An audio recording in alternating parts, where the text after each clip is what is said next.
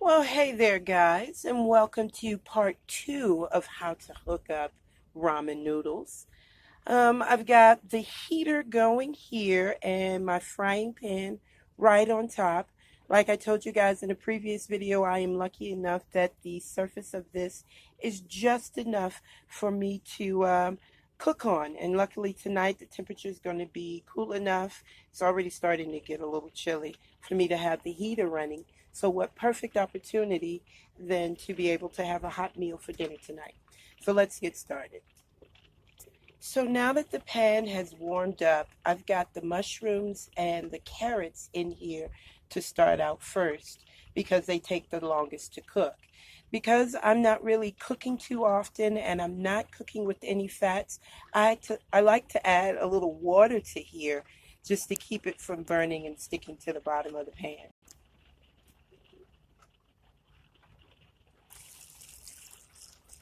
I don't make my ramen like a soup, so very little water, just enough to really just cover the bottom of the pan.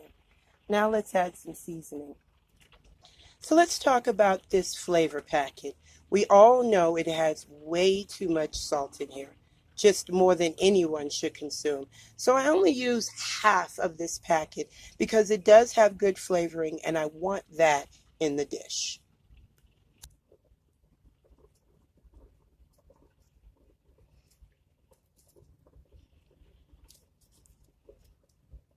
All right, that looks like it's enough. And then I really wish that I had some fresh garlic to add in here, but since I don't have any, I'm going to use some, let's see, I'm going to use some dry garlic that I've got here in the Ziploc bag. I'm also going to add some dried coriander and then some crushed red pepper. All right, now the last thing I want to add is just a pinch of dried oregano. I like the herbiness of the oregano in the ramen. All right, I'm going to give this a stir and then I'm going to put the lid on.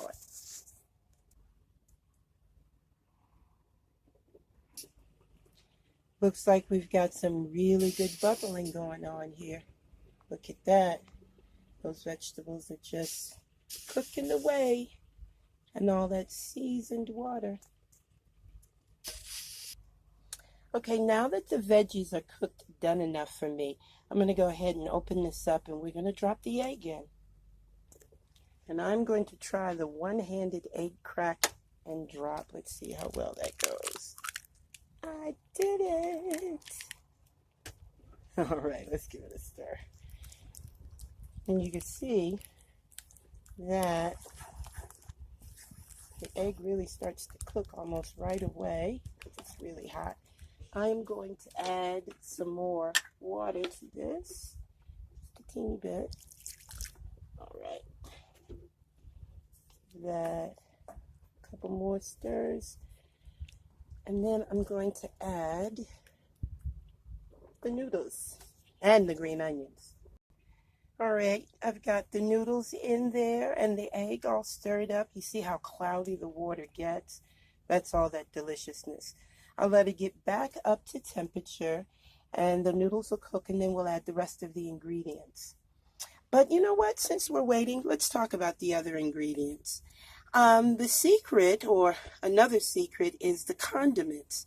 I usually have some hoisin and soy sauce on hand, but I'm on a budget right now and can't really afford to go out and get any. So I'm using my packets that I've gotten from leftover Chinese food. But I've got a couple of packets of hoisin. I've got some soy, and then of course, sriracha.